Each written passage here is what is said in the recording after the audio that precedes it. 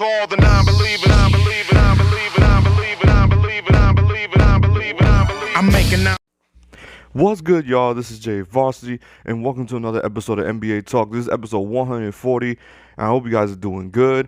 And we're gonna get into some NBA topics, because big games came up this week. Switch ups in the standings. We got some interesting things to talk about, and we're gonna get right on into it. I know I always started off with the Eastern Conference, but this time let's switch it up with the West because we got some interesting dilemmas going on in the Eastern Conference. I kind of want to get into that and leave it towards the end because it's the final stretch of this regular season has been very fun to watch, and it's just making the playoffs that much more interesting.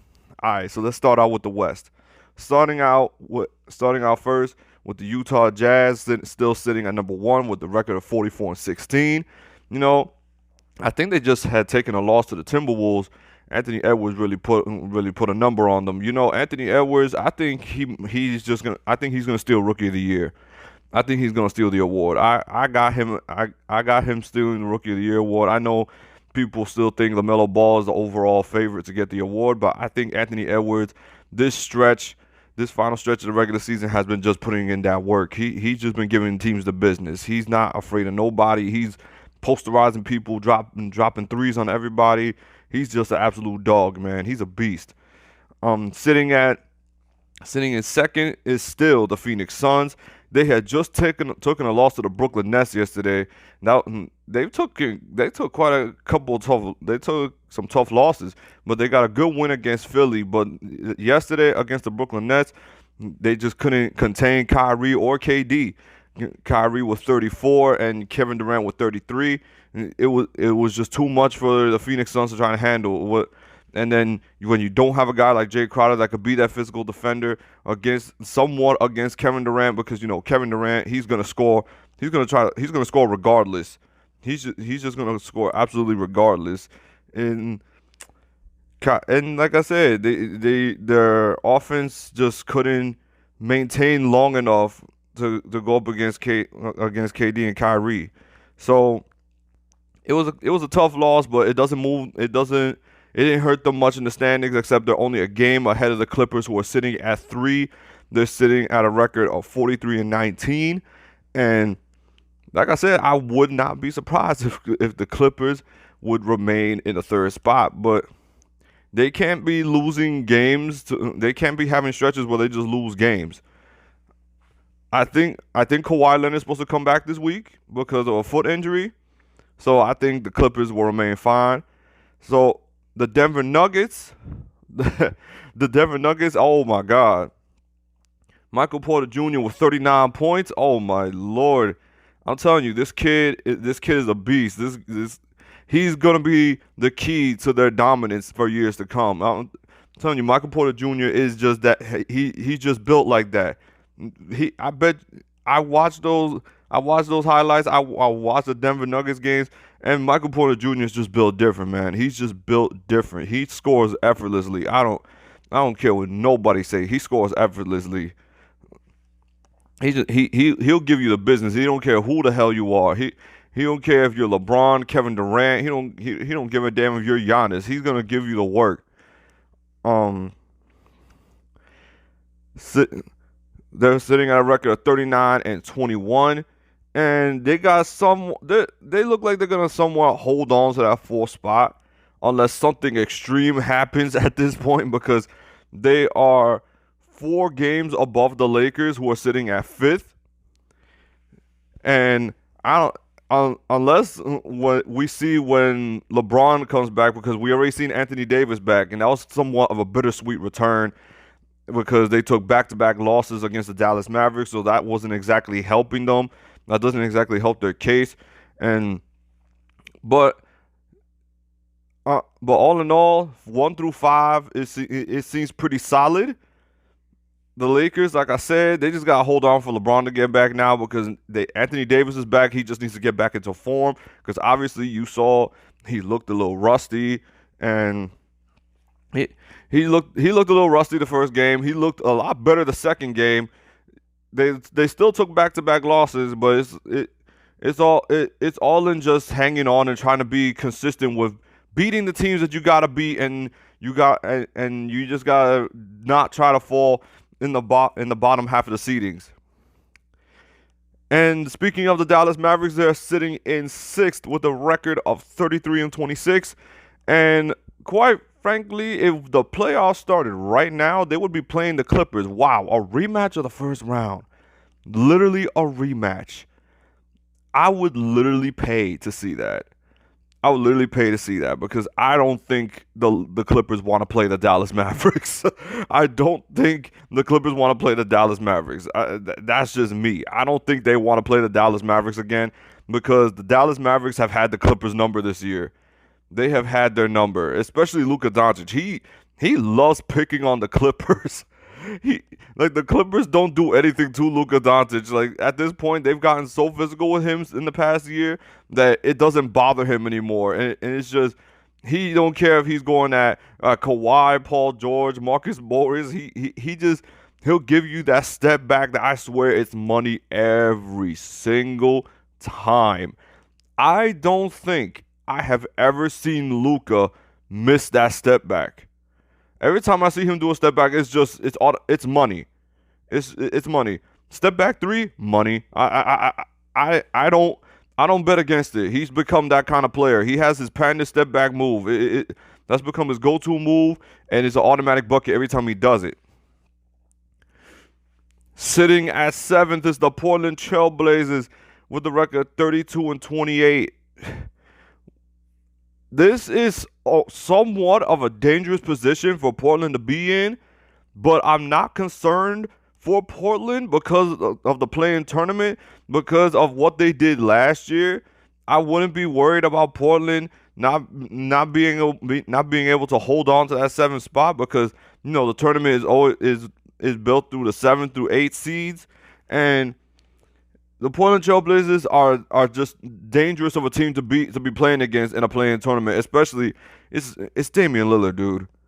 It's Damian Lillard. You saw what he did in the bubble last year. I don't think he's gonna let his team fall out of the playoffs after seeing what he did last year, and especially the year that he's been having this year. I just do not see it. They're just too dangerous of a team at this point. And when you got him, CJ, Melo, Robert Covington, you got shooters on this team. And then you got a physical guy like Enes Kanter. Hopefully Yusuf Nurkic is back. But I just think Portland is too dangerous of a team to be playing in a play-in tournament. Sitting at eighth is the Memphis Grizzlies. And speaking of the Memphis Grizzlies, the Memphis Grizzlies and the Portland Trailblazers were just playing each other yesterday. Unfortunately, John Morant had to leave the game for apparent leg injury, but from what I was seeing, he was giving Portland work, and I think John Morant has just been improving. He's had a big improvement from last year. The Memphis Grizzlies, they got who they can build around. They just need to find the correct pieces because they got a nice core right now. They're young, they're gonna develop, and eventually they gotta get some vets. But from what I'm seeing, I love the fight in the Memphis Grizzlies. You can never count out Memphis. You can never count out Memphis because they just believe in that grit and grind mentality. That grit and grind mentality has not left. For anybody who's lived in that grit and grind era of the Memphis Grizzlies, it's still there. It's still there because we still, even though we live sort of now in a finesse league that everybody's shooting threes and all this other crap, and the Memphis Grizzlies still believe in that grit and grind mentality. They're gonna get in your face. They're gonna play physical. It's gonna be a physical game. So, the Memphis Grizzlies, the Memphis Grizzlies, given fully healthy, I wouldn't want to play against them either. Like they're gonna get physical with you. They're not gonna go out without a fight. Sitting at ninth is the San Antonio Spurs with a record of 30-29. They're one game above 500, and they took some pretty bad losses. They lost to Detroit. They lost to Miami. I never doubt Greg Popovich, but this is my one and only time where I gotta say, I don't know if the San Antonio Spurs are gonna make the playoffs. I don't have faith that they're gonna make the playoffs because this team just doesn't look consistent enough to be able to win games like that to make it into the playoffs, especially in a play-in tournament. So, and judging by the other two teams I just mentioned with Portland and Memphis, I don't see that they have the personnel to try to win a tournament like that in order to get into the playoffs. And especially with the next team I'm about to mention is like this is a huge sleeper, but I doubt this team will make it either. The Golden State Warriors sitting at 10th with a record of 31-30. They're also one game above 500. Stephen Curry, yo, this man is unbelievable. Stephen Curry is unbelievable. Like, what he has done this season, I've never enjoyed basketball so much more than watching Steph Curry this year. Watching him do what he does this year, even though the Golden State Warriors are terrible. They're terrible this year. I'm being brutally honest. They're god awful. But Stephen Curry is just like, you're glued to the screen, or you're glued to whenever you watch ESPN or something like that because you want to know what Stephen Curry just did last night. Like, this man has hit 85 threes just this month. This month. This man has hit 85 threes. Like, oh my God. What is today's date? It is April 26th, and this man has hit 85 threes. This man could be on the verge of hitting damn near 93 pointers depending on how many games they got this month. Like, wow. Oh my God. Stephen Curry is the greatest shooter in NBA history. I don't care. I used to think it was Ray Allen. Like, I used to think it was Ray Allen, but damn, Stephen Curry, he has broken the league with his shooting. And I know I used to get annoyed with Steph Curry in the past, but because, you know, it was just these obnoxious Warrior fans that were getting on my nerves. But it's like, I don't hate Stephen Curry. I like Stephen Curry. He's a fun player to watch. It's just, you don't appreciate him as much because you don't see it all coming out to wins, and that's a bad mentality to have. And I was one of those people. I've grown to appreciate just liking basketball, and watching Steph do what he does is just wow. Wow, dude. This guy is a machine. This guy's not human. If I guarantee, well, I'm not gonna do a Charles Barkley right now, but if the Warriors weren't in 10th, even if the Golden State Warriors were sitting in 6th, or even as high as the 5th seed, I could probably say that Stephen Curry would be a favorite to win MVP. He would probably be the favorite to win MVP for what he has done so far since after the All-Star break. Cause I just don't understand. You're on such a bad team, and yet you're putting up these crazy numbers, he has to put up these crazy numbers. That's the crazy part about it. He has to have these amazing performances for Golden State to hang on. So in a play-in tournament, Stephen Curry's going to have to play the best stretch of games in his life just to get into the playoffs. Like, he's going to have to damn near go for 45 plus at this rate in order to get into the playoffs. We have the New Orleans Pelicans who are sitting at a record of 26-34. Is not looking good. The New Orleans Pelicans, like I said in my previous video, I don't understand why they are so bad. I don't understand why they struggle so much when they have a great team around them. They have great personnel. They should have found a way to make it work, but they just can't seem to do it. I don't understand it, and it just confuses the hell out of me. The Sacramento Kings, the Kings, the Thunder, the Timberwolves, and the Rockets, they're eliminated from playoff contention. It's like no disrespect, but there's nothing for me to talk about with them. And plus, I already mentioned Anthony Edwards and how he's figuring it out with the Timberwolves. So they got potential to make great moves for next season. And they, like I said, they got a good piece with Anthony Edwards. Don't give up on him and Karl Anthony Towns just yet. Karl Anthony Towns and D'Angelo Russell, they just need time. They just need time, and they need better pieces around them. And the Timberwolves could make better progress.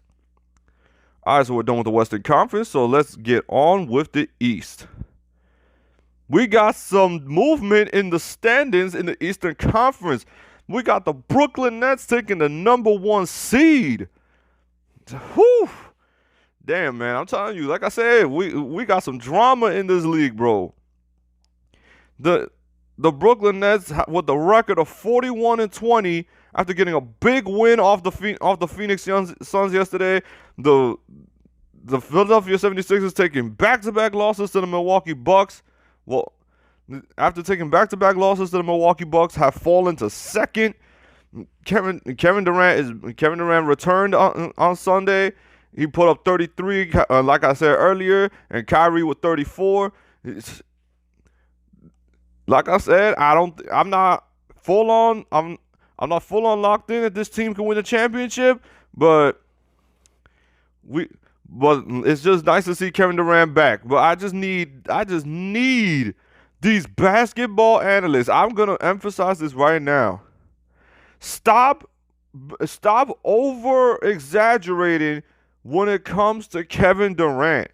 We understand Kevin Durant is a great basketball player. Now, I know you're going to say, but you just praised Stephen Curry just a while ago. But it's one thing for me to praise Stephen Curry with what he's working with, and he's in a position that they're going to be in a play-in tournament. But it's anytime Kevin Durant has a basketball, they got to bring up every little fact about Kevin Durant. Anytime he takes a shot, I'm not gonna lie to you, they sound like they're getting turned on every time. They sound like they're getting turned on every time that Kevin Durant shoots a basketball. Like, I understand, yes, watching Kevin Durant play basketball is one of the greatest experiences you'll ever see, because you're seeing a guy who's 7 feet tall, who can move so quickly with his size, his length. He has a 7'8" wingspan. Like, come on, bro. Yes, it's very enjoyable watching Kevin Durant play basketball, but it's not being enjoyable to the point where they have oh my God moments whenever Kevin Durant takes a single shot. Like, we get it. This is not the first time we're seeing Kevin Durant. Kevin Durant's been in the league for who knows how long. It's like, I appreciate when they throw their flowers to these players, like when they throw it to KD, LeBron, Giannis, and all these guys, but I hate when they just over-exaggerate and they have to be like, oh my God, you didn't, it's just amazing seeing him do this. Like, what, you're acting like as if this is the first time you've seen them play? This is not the first time you've seen them play. Like, relax, dude. Especially the Nets announcers, bro. Oh, my God, bro. Who has watched a Nets game and seen these Nets announcers with how ridiculous they get when they commentate, bro? Like, oh, my. Yeah, come on, dude. Relax. But that's enough of the Brooklyn Nets. They're still dealing with James Harden's injury and all that. And right now, they have the #1 seed secure. Unless the Philadelphia 76ers get back to playing consistent ball and they somewhat take it, but I just don't see it happening at this point. But we gotta see it. We gotta see anything to believe it at this point, because I didn't believe a lot of things, and then it just happened. Sitting at second is the Philadelphia 76ers with the record of 39-21. Like I said earlier, they took back-to-back losses to the Milwaukee Bucks. That wasn't exactly great. Joel Embiid missed the second matchup with Milwaukee, and they just took some bad L's. And right now, if the playoffs were starting right now, they would be playing against the Miami Heat.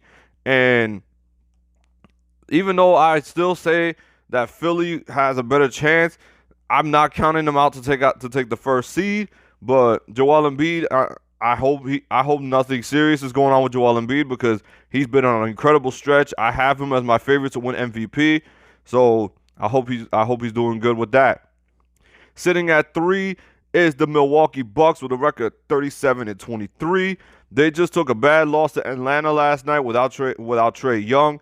The Milwaukee Bucks have been they've been up and down. They'll win a game and then they'll lose a game. It's been back and forth when it comes to Milwaukee. So they're getting into that stretch where they're just waiting for the postseason to start. I don't think they're worried about. Maybe they'll try to get the second seed because they're only 2 games behind Philly. But I think their main concern at this point is just getting everyone healthy and getting ready for the postseason.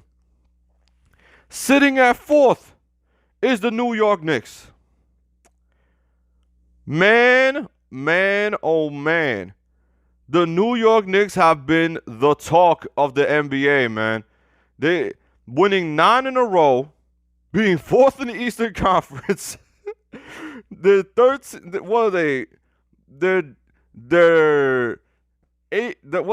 games above 500. Julius Randle is having an MVP type season, and he's just put this Knicks team on his back. When you got Derrick Rose, Julius Randle, R.J. Barrett, quickly, they're just a bunch of dogs. The New York Knicks. The league is always better when the New York Knicks are balling. But when you have the Los Angeles Lakers balling and you got the New York Knicks balling, that's when you know the league is back to being good. Cause the New York Knicks, I always looked at them and you're expecting disappointment every single year. You expect them to be in the bottom half of the standings every single year. And the first time ever, I think for the first time since 2013, the New York Knicks have brought excitement back to New York City. Every time you see the Knicks play, they're not giving up on their games. They're fighting on defense. They're fighting to get their buckets. Julius Randle is having an incredible season, and I mean incredible season. At first, people laughed when the Knicks didn't get Zion. They didn't get KD or Kyrie. And they laughed when their biggest signing was Julius Randle. And now look. Julius Randle got these boys fourth in the Eastern Conference. And they've won 9 in a row. They could go for 10 tonight against Phoenix. We enjoy this Knicks team, man, because you know damn well that the Knicks are going to try to go for something, and you can't allow this team to mess up. I think free agents are going to look at the New York Knicks and they're going to see that, damn, this team plays hard. Seriously, I think the New York Knicks have finally got a pitch for free agents. What they've done this season is going to help them. Is going to help them picking up future free agents. Sitting at 5th is the Atlanta Hawks with the same record as the New York Knicks of 34-27. They beat the Milwaukee Bucks last night. Trae Young was still out. The Atlanta Hawks are another exciting team, like I said, but they're a team that literally can outshoot you at any point in time. And when they outshoot you and you're worried about the perimeter, they will attack the paint at any given moment. And that's just pick your poison. Do you want them to light you up from the 3-point line? They can do it. If you're gonna attack the perimeter, they're gonna get you in the paint. They've just been that kind of team all year. Sitting at sixth is the Boston Celtics. The Boston Celtics took a bad L to the Charlotte Hornets the other day. They're sitting at a record of 32-29. They're 3 games above 500. And the Boston Celtics, they had a good stretch where they won, 6 in a row? But then they're taking bad losses, bro. And that 6th seed, that bottom half, they're getting into some dangerous territory. The Boston Celtics are falling into dangerous territory. And I'm not excusing this next team when I mention it either. The Miami Heat have the same situation. They're 32-29, 3 games above 500. But the Miami Heat have fallen into that territory of being in that play-in tournament, and that concerns me. That concerns me when they're sitting in that position because of this one team that I'm worried about. Like, I'm not worried about any other team here because the Charlotte Hornets, they might fall down the standings. The Indiana Pacers, I'm not with a record of 21-31. I'm not too concerned about them either unless they go on a hot stretch. Because, unless T.J. Warren turns into bubble T.J. Warren like he did last year, and all of a sudden just starts balling. It's this one team that I'm afraid is going to go on a stretch, and it's the Washington Wizards. The Washington Wizards are in 10th. The Washington Wizards are in 10th place, and they've won 6 in a row. Russell Westbrook and Bradley Beal. If I had to sit there and I had to see the Miami Heat play the Washington Wizards for a spot in the NBA playoffs, I would be absolutely petrified because of Russell Westbrook. I don't give a damn what anybody says about Russell Westbrook when they call him Westbrick and all that. I'm always scared of Russell Westbrook because this man does not know when to chill. This man does not know when to chill. He does not care who you are. And then anytime that I have to watch the Heat or the Lakers play against Russell Westbrook, that's when Russell Westbrook wants to have a big game. It's like I love Russell Westbrook. I love watching Russell Westbrook play. But anytime he plays either one of those teams, he balls out, and I just go like, "Yo, what is your deal, man?" Like, bro, like I just get, oh my God, bro, I just can't. Like I just get, and then Bradley Beal's just a dog, bro. So you're gonna be in a dog fight when it comes to the Wizards because the Wizards are finally figuring something out. And like I said, like I was mentioning earlier with the Celtics can't afford to fall in that play-in tournament either because if Miami wins a game and the Boston Celtics fall to 7th, then the Boston Celtics gonna have to deal with the Washington Wizards. That's what my scenario I'm hoping is for. I hope Miami finds a way to start winning in this last stretch. And I hope the Celtics end up dealing with the Wizards because I don't want to see my Heat having to deal with the Washington Wizards. The Chicago Bulls, it's not looking good for them. With the record of 25-35, the 10 games below 500, their chances of the play-in tournament is not looking good, especially if Washington keeps on winning. The Raptors, they're as well. They're not looking too good either. And then the rest, they've been eliminated from playoff contention, and that's so on and so forth. That's my overall report on the NBA, the news topics, things that have gone on throughout the league, especially throughout the weekend. And like I said, we're reaching the final stretch of the regular season, and the postseason we're gonna reach the beginning of the postseason. That's where the madness is truly gonna begin. I believe that's it. I've covered everything I need to cover. That's it. That's all. Like, comment, subscribe, and hit the bell if you like basketball content. Stay safe. This is your boy Jay Varsity, and I am out. Peace. We got some non-believers out there. Make believers out of non-believers.